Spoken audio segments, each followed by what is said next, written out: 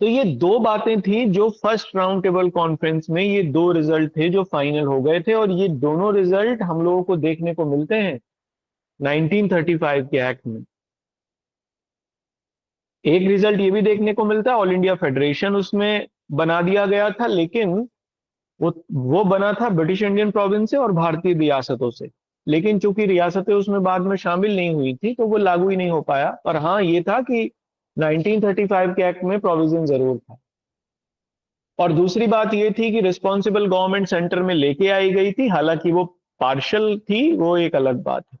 यानी सारे मामले भारतीय प्रतिनिधियों के पास नहीं थे, उनमें से कुछ मामले अंग्रेजों के पास भी थे, एक्सक्लूसिव जो वायसराय के अंडर में थे। तो ये दो आउटकम आप नोट में लिख लीजिए, ठीक है? तो नोट लिखिए आप इसमें, नोट में लिखना।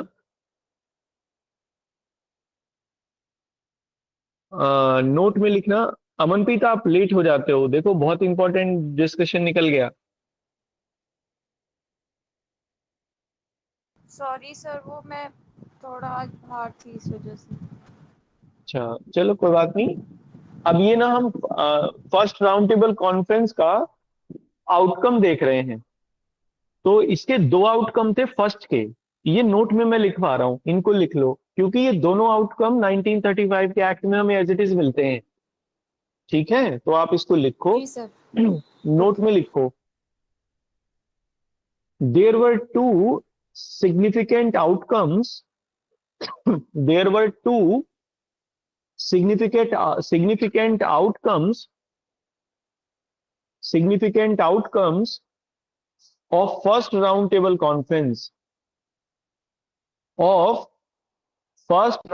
conference।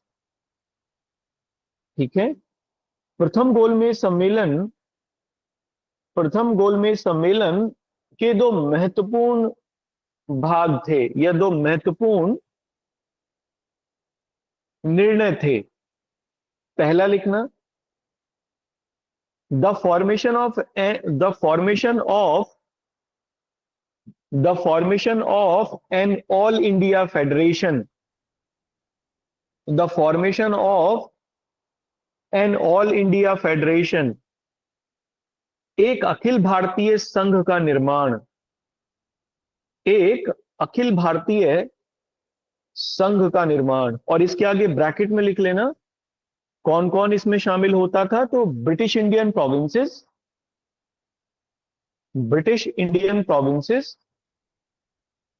ब्रिटिश भारतीय प्रांत जहां सीधे सरकार का नियंत्रण था, और प्लस इंडियन स्टेट्स।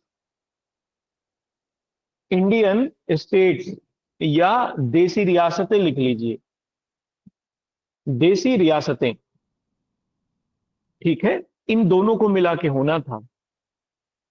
लेकिन आप देखोगे 1935 के एक्ट में जो हम लोग पढ़ेंगे, ये फेडरेशन बन नहीं पाया कभी। प्रावधान इसका जरूर किया गया, लेकिन ये अस्तित्व में नहीं आ पाया। कारण इसका ये था कि जो इंडियन जो रियासतें थी, देसी रियासतें, वो इसका हिस्सा नहीं बनी, उन्होंने बाद में मना कर दिया। और चूंकि इसमें ये शर्त थी 1935 के एक्ट में कि अगर इनमें से कोई भी मना करता है, कोई भी पार्ट नहीं लेता है इसमें, तो ऑल इंडिया फेडरेशन बनेगा नहीं। इसलिए 1935 का एक्ट केवल और केवल ब्रिटिश इंडियन प्रोविंसेस के ऊपर ही लागू था, भारतीय देशी रियासतों के ऊपर लागू नहीं था, क्योंकि वो इसका हिस्सा ही नहीं बनी। पार्टिसिपेट उन्होंने जरूर किया राउंड टेबल कॉन्फ्रेंसेस में। बीकानेर के महाराजा ने, मैंने आपको पहले लिखवाया है, अध्यक्षता की थी देशी रियासतों की, ये पूछा गया एग्जाम में। उन्होंने अध्यक्षता की थी इस दल की, जो कि देशी रियासतों का रिप्रेजेंट कर रहे थे। लेकिन जब 1935 का एक्ट आ गया तो वो मुकर गए कि हम लोग इसका हिस्सा नहीं बनेंगे, तो फिर वो लागू नहीं हो पाया। एक तो ये है। दूसरा लिखो जो इंपॉर्टेंट है, second outcome, responsible government at the centre responsible government at the center with some reservations with some reservations। है ना? केंद्र में उत्तरदायी सरकार केंद्र में उत्तरदायी सरकार, ठीक है, और ब्रैकेट में लिख लेना कुछ कुछ दंडों के साथ, ऐसा लिख लो। हाँ, अपवादों के साथ, ऐसा लिख लो, अपवाद लिख लो, या सीमित मानदंड लिख लो, है ना, मानदंडों के साथ। मतलब ये नहीं था कि कंप्लीट रिस्पॉन्सिबल गवर्नमेंट बने। अब वो मानदंड क्या था, तो इसके आगे डैश करके लिख लो, full British control over, full British control over. देखो, इससे पॉलिटी को समझने में मदद मिलेगी आपको, इसलिए मैं ये सब लिखवा रहा हूं। कभी पॉलिटी में डिस्कशन होगा इसको डीपली, क्यों ये सब कर रहे थे। Full British control over defence, external affairs and finance, and finance, रक्षा, वैदेशिक मामले तथा वित्त, पूर्णतया पूर्णतया अंग्रेजों के नियंत्रण में, या पूर्णतया अंग्रेजों के अधीन। ठीक है, एक बात तो ये हो गई, ये दोनों बातें जो थी 1935 के एक्ट में हम लोगों को देखने को मिलती हैं एज इट इज। बाकी आउटकम पे चर्चा करेंगे नहीं, क्योंकि वो उनका कुछ सहमति बनी नहीं थी, और फाइनली 1935 के एक्ट में वो देखने को नहीं मिलते। लेकिन इसी राउंड टेबल कॉन्फ्रेंस में एक बात और आई, वो ये थी कि डॉक्टर अंबेडकर ने सेपरेट इलेक्टोरेट की मांग की डिप्रेस्ड क्लास के लिए, जो समाज का वंचित वर्ग था उसके लिए। और वो इसलिए क्योंकि उनका कहना ये था, डॉक्टर अंबेडकर का, कि भारतीय जो समाज है उसी की देन है अछूत या छुआछूत की जो भावना थी, और ये भारतीय समाज इसे कभी दूर नहीं कर पाएगा। ये अछूतपन को समाप्त नहीं किया जा सकता, क्योंकि ये भारतीय जाति व्यवस्था में ही है, इम्बाइब है, घुल मिल गया है, शामिल हो गया है, इसे दूर नहीं कर सकते। तो अगर लोकतंत्र आना है देश में, तो फिर उसके लिए ये करना पड़ेगा कि अछूतों को या डिप्रेस्ड क्लास को बराबरी का अधिकार देना पड़ेगा, और जो उच्च वर्ग के लोग हैं वो बराबरी का अधिकार कभी नहीं देंगे। इसलिए इन लोगों को अलग कर दिया जाए, अनटचेबल्स को या डिप्रेस्ड क्लास को। और जिस तरीके से मुसलमानों के लिए सेपरेट इलेक्टोरेट की व्यवस्था की गई है, उसी प्रकार से यहां भी कर दिया जाना चाहिए, अनटचेबल्स को भी सेपरेट इलेक्टोरेट दे दिया जाए। मैं इसका जिक्र इसलिए करा रहा हूं कि देखो, यहां डॉक्टर अंबेडकर ने मांग की और सेकेंड राउंड टेबल कॉन्फ्रेंस में उसे स्वीकार कर लिया गया, एक साल में ही। अंग्रेज कितनी जल्दबाजी में थे, या कितना समाज को तोड़ने के लिए वो पूरा तैयार होके बैठे हुए थे।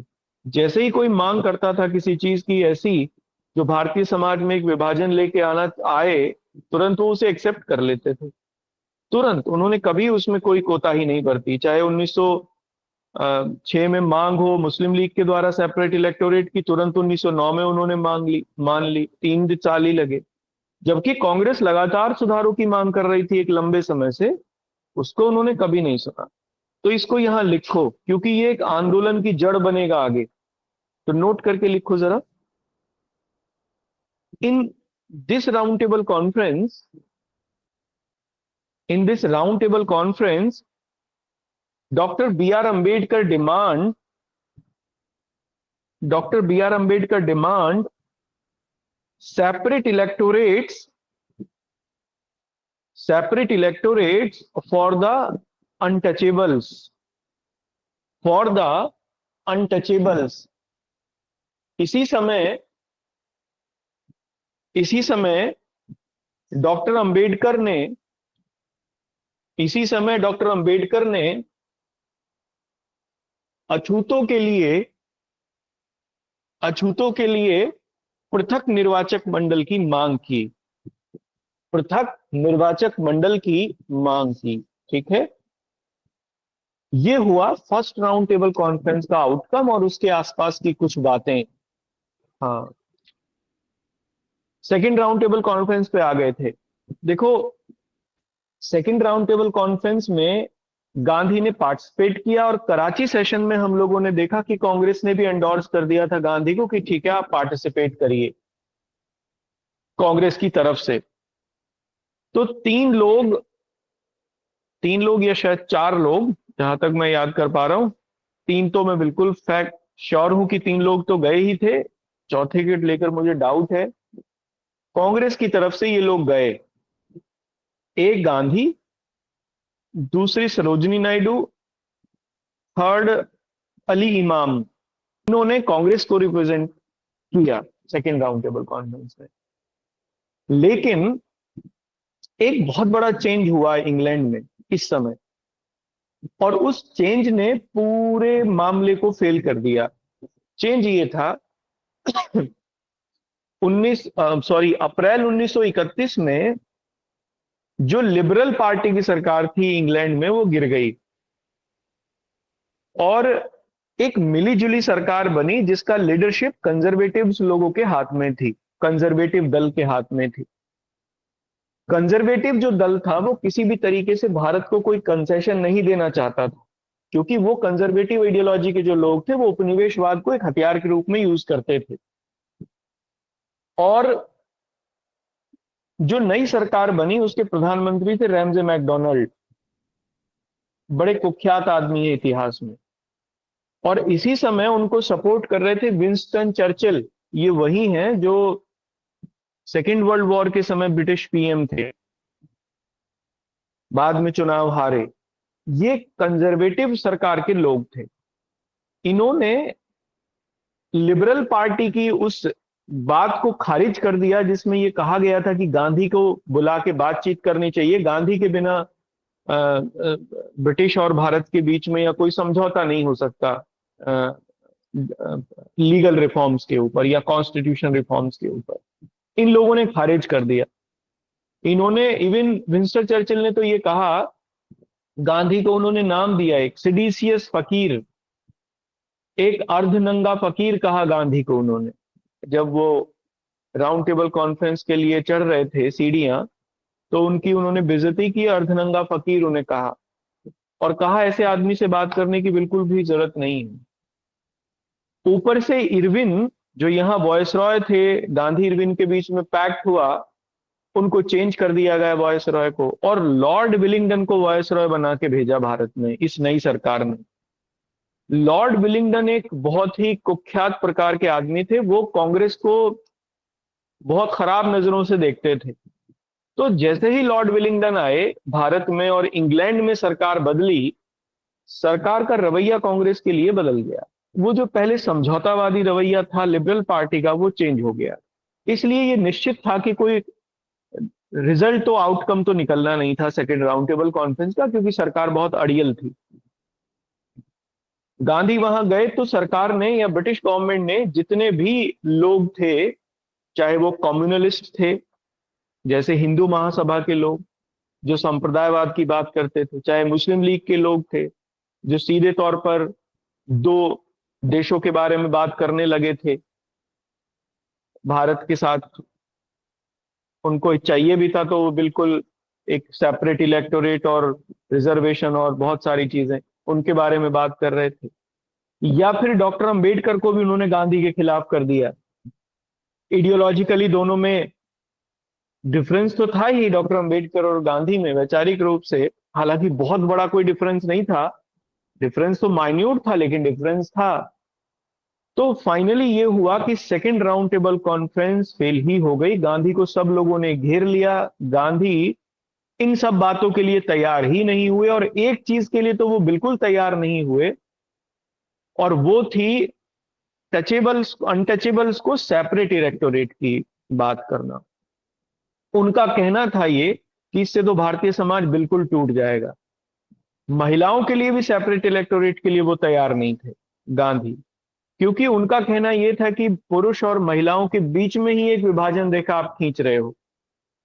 सेपरेट इलेक्टोरेट महिलाओं को देने का मतलब यही था कि महिला केवल महिला को वोट दे सकती थी, महिला केवल महिला को ही चुन सकती थी, इसलिए महिला और पुरुष के बीच में भी इस तरीके की दीवार खिंच जाती कि दोनों के बीच में कोई कॉम्पेटिबिलिटी हो ही नहीं पाती समाज में। तो गांधी ने इन सब का पुरजोर विरोध किया राउंड टेबल कॉन्फ्रेंस में, और फाइनली वहां से खत्म हो गई, वो लौट आए। राउंड टेबल कॉन्फ्रेंस का कोई रिजल्ट नहीं निकला, और